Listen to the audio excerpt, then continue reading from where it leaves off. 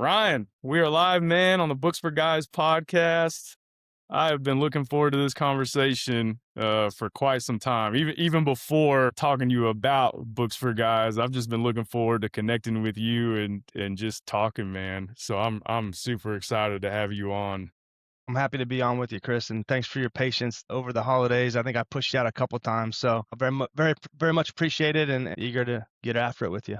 Yeah, no, I appreciate it. And no, man, it's been really cool. I've been following you for a while. We've kind of been in each other's networks, kind of indirectly, just in the professional space. Me on the recruiting side, you've been involved with some high level security growth initiatives throughout your career, and I've worked with some of the companies you've been at, and always seen the things you post on LinkedIn, and just hearing people talk about you, all the positive things they say. And literally every time I would talk to them, they'd be like, Ryan McGowan, he's a beast.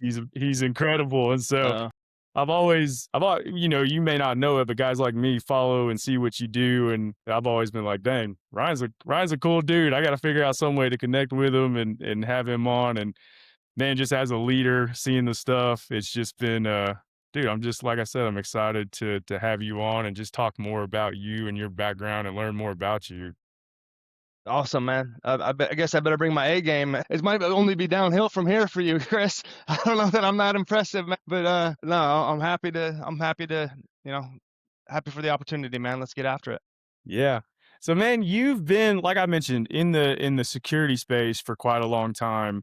And you really, and maybe I'm wrong, but you seem to be someone who thrives on building and growing and producing and leading and guiding teams. Just talk about how you even got in the security space. Was it Yeah. by accident? Yep. Did you have a purpose behind that? Yeah, it was actually my first job out of school was a systems integrator, like hardware reseller, if you will. And this was like in the tail end of the golden era of hardware margins, basically. So when I got into the business, you'd buy a widget and you'd turn around and you'd resell it for 35% margin or something similar. And over the course of those first 7 years, at the end, and this is no exaggeration, at the end it became you got to sell it for less than you bought it for, and then we're going to give you back end credits over time. So it became like a negative margin game, hardware did. And during the course of that, just paying attention, a lot of these systems integrators, resellers, it was all about services, right? They wanted to diversify, get less reliant on hardware revenue, get into services. So I did, it was equal parts luck, equal parts strategy. Like I was pursuing services explicitly. I lucked into cybersecurity services ultimately. But yeah, there was it was one of those friends of a friend network type scenarios where poker buddy says, "Hey, I just started at this little boutique, I mean, cybersecurity wasn't even the phrase at the time. I think it was probably security shop, type deal." And I think they had been worn out by interviews. So I think I was probably like the ninth or 10th one in, I think they're just like, please, do you got a pulse, let's go, So anyhow, I lucked into Coalfire as a very early employee. I was employee number 28 there. If anybody's in security, that's a brand that everybody tends to know today, which I still carry tremendous pride about because, 20 years ago, nobody knew who we were. But yeah, I lucked into it. That would have been 2005. And had a 14 and a half year run there. And to your point, like the desire to build, grow, capture hearts and minds, that is what fills my cup. And that's what I enjoy doing the most. And I think I found at that time, after 14 and a half years, it was like I wanted to get back to, the small bootstrap, scrappy, hungry, lot to learn stage, basically. That's how our paths crossed ultimately, because I went to Risk 360 and had an incredible 5-year run there, leading revenue. So yeah, man, it's been an awesome 20 years. Yeah. I didn't actually realize that I saw it this week actually, that you were employee number 28 at Coalfire. And I know just how big of a company they've become, but I didn't realize that you were on that ground level Yes, sir. building out what they have become in the security space. And I was like, dang, Ryan helped build that thing up to a huge company. Yeah, man, I think we were under 2 million when I joined, and I don't know where we were when I left at the conclusion of 2019, but my guess is somewhere, north of 130. So Yeah. That's a lot of business model iterations, lots of Yeah. pain, Yeah. lots of heartache, everything in between, but mostly just real proud about where they've gone and what they're up to. Yeah. Yeah. No, that's incredible. I'm curious to know like your process and how you've gone about sharpening your tools to be the leader that you are, because I've worked for where I work now. I work with incredible leaders. I tell everybody I'm so blessed just because of the way they lead, the way they teach, the way they encourage, the way they motivate. But I've also worked for some leaders in the past where I was like, man, this guy's not a leader. Like I can't follow this guy or this girl. Like it's just not there. But you seem, obviously to be a part of where you've been at and help them grow. You've had to have some skills to be able to do that. Just how do you approach your leadership and how do you approach like I said, sharpening your tools to become the leader that you are? Yeah, I mean, I think, man, I've never really set out to be a leader. I think that some of leadership is inherent.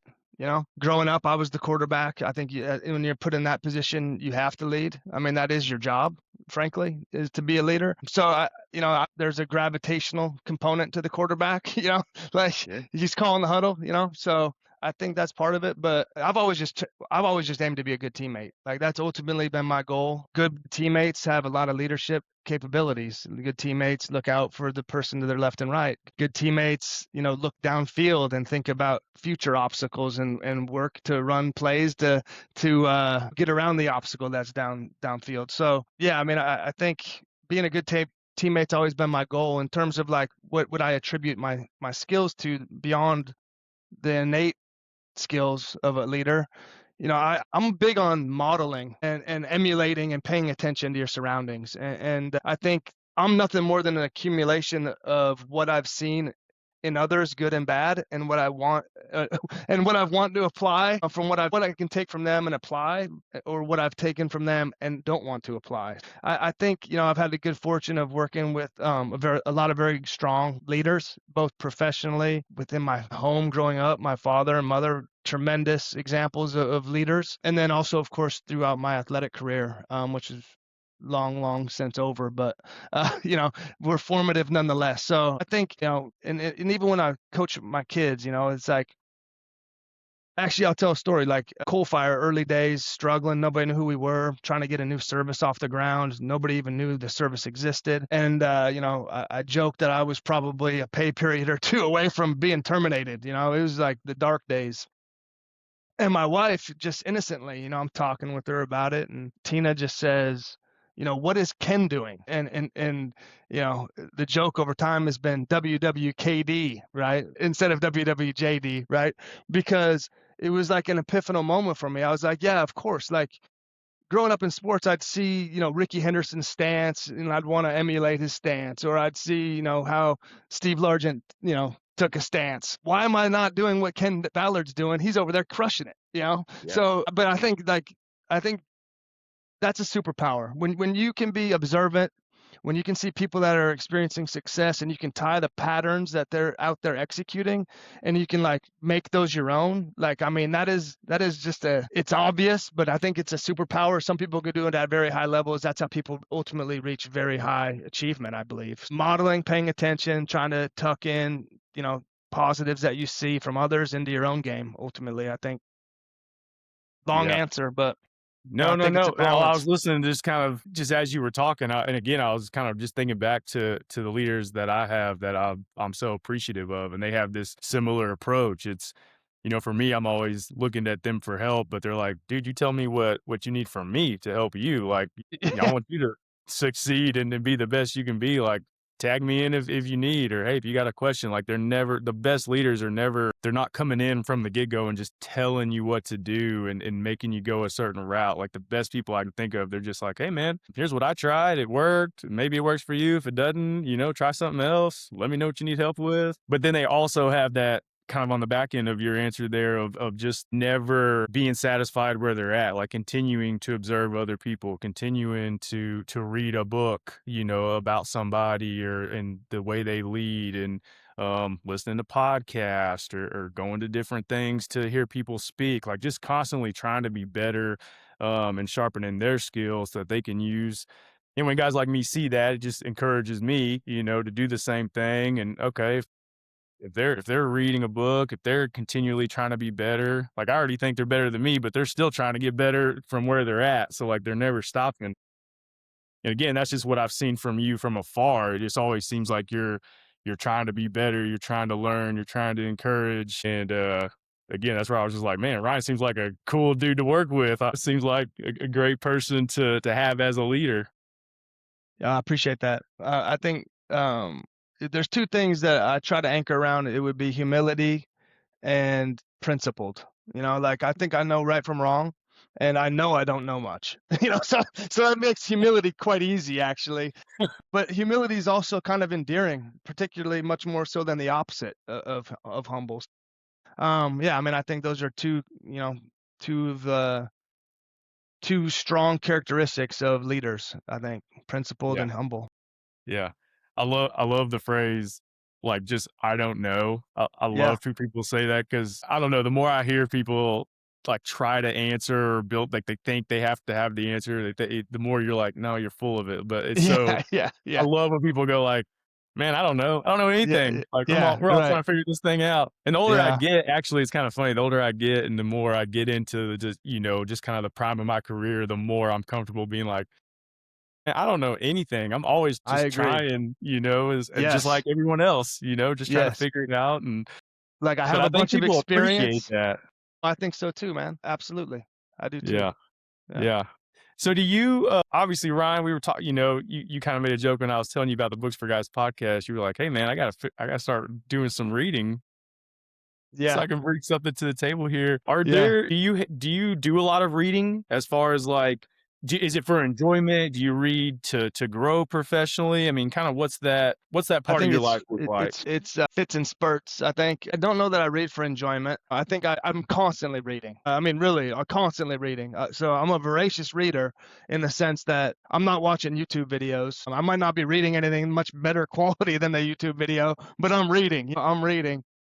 Business books in particular, I guess you could say, kind of definitely nonfiction. I'm not a big fiction reader. Nonfiction, I think autobiographical, but autobiographies, I think I can get down with. Anything that's got loose business themes, like the three that there's four on my desk. I can't get myself to read one of them, or I can't get deep into it. That's what is it?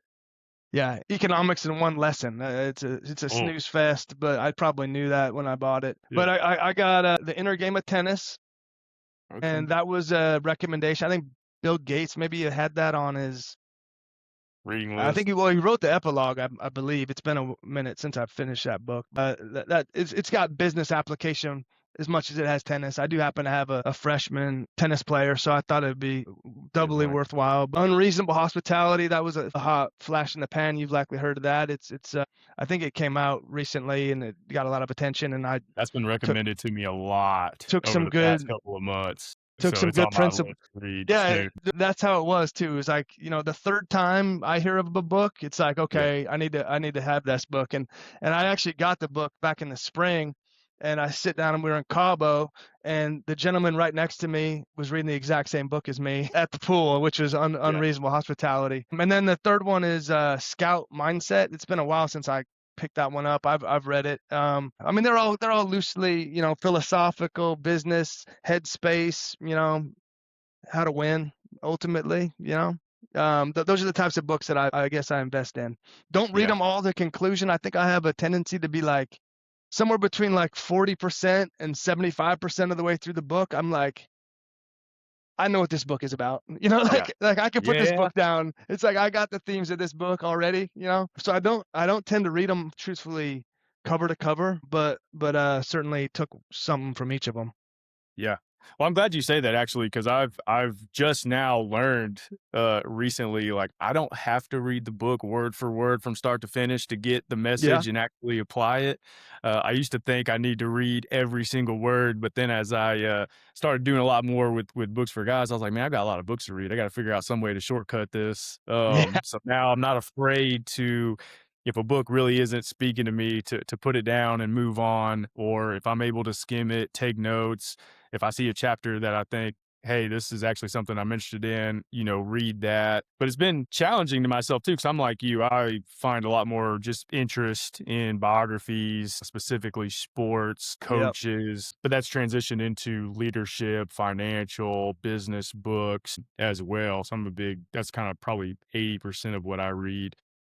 But Yep. I've been challenged to pick up more fiction books over the past year or so. I've kind of started to enjoy that a little bit, breaking up every 2 or 3 just takes a lot of mind power to get through some Yeah. business and stuff and learning. I'll found a few authors that write fiction that give me a little bit of a break, and I'm still reading instead of scrolling on Instagram or YouTube or something too, so that's been good. But no, there's so many books out there. And again, that's why I wanted to have you on, because I know just most every person that's in a leadership role that I speak with, they don't have to read a lot. I'm not expecting them, I don't think people expect them to read 50, 60 books a year, but there's always like a handful of books that have meant a lot to them, or they took a lot from that they've applied, whether personally or professionally, that's helped shape who they are as a person or a leader. So I'm always, again, these conversations are good because there's someone out there that's going to listen to this, and they're interested in sales or specifically cybersecurity or whatnot, and seeing someone like you, Ryan, talk about, hey, these are some books that that I've read that have helped me a lot. Hopefully maybe that encourages them to go maybe read the same thing and kind of start that journey of getting to where you're at quicker than if they wouldn't have heard that recommendation or heard you talk about that. Yes, sir. So is that a question for me? No, just bouncing out. I'm just talking and Yeah. thinking it. Yeah.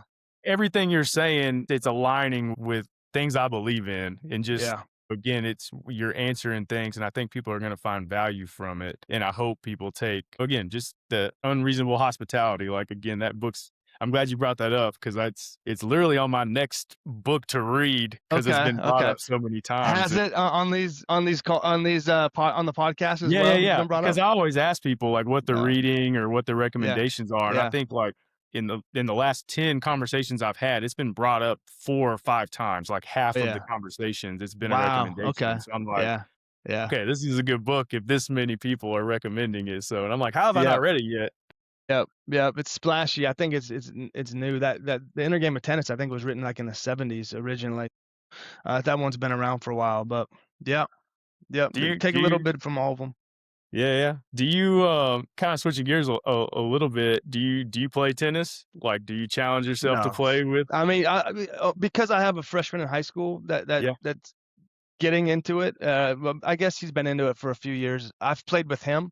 I played more tennis with him in the last 2 years than I have in the entirety of my life prior to that. yeah, I think I might have played tennis once in like a gym, in PE or something. yeah, So very little tennis experience. Not a ton of racket experience in general. Like I think I took a badminton class. I think one winter conditioning. Back in college, we might have played some racquetball, but like yeah, not a lot. It's yeah, a yeah, lot more technical game than it looks. It's a yeah. lot more technical. No, I was laughing because again, we're both former athletes. I played football in college, and I was remembering we were all, obviously football. You got to stay around for the summer. You don't get to go home like all the other kids do. And we had an apartment complex that a lot of us lived at. They had a tennis court, and Okay. we all bought cheap rackets from Walmart. And all summer at night, we'd be out there playing tennis. So I got to Okay. learn how to play. Played a lot then. Haven't played a lot since then. But I remember thinking like, man, this makes me way more tired than football practice. Yeah. Yeah. Yeah. It's a good amount of work. Yeah, you gotta be an athlete, so hopefully, yeah, your son's probably pretty athletic, doing pretty well if he can play tennis, so I'd say Yeah. definitely not something I can do anymore, and I had a very short summer of it, but it was enjoyable for sure. No, Ryan, man, again, dude, thank you so much for coming on here. Again, I just wanted to spotlight you, just your career, what you're doing. Just again, I like to have leaders on this podcast and just have short conversations about that kind of stuff. Because again, there's so many people that have different interests out there. So many people are trying to get and accomplish certain things, and just having people like you, I don't know, just talk about your path and your interest and some of the things you do to get there and some of the books you read. Uh, Again, I just think I hope it encourages people. because the whole purpose behind this is just trying to give people a leg up earlier than what they would have if they didn't have hear this conversation. I didn't start enjoying reading and really digging into that personal development side until post college. And when I did, I was like, man, I wish I'd have heard this conversation or read this book when I was a junior in high school, because I could have applied this and probably made more money by now, could be in a different place by now. And so, my goal is to help young guys maybe grab a nugget a little bit earlier than what they would without this. And hopefully they can, fast track that curiosity and their passion and growth and kick that thing off. So, man, I just appreciate you again coming on here and just taking the time to talk a little bit and encourage others. Absolutely, my pleasure, man. It's a very noble pursuit, and I'm happy that you're doing it, and happy that I could participate in this today. Thanks, man. Yeah, Appreciate it. absolutely. Appreciate it, Ryan. All right, Chris. Take care, sir. Thank you.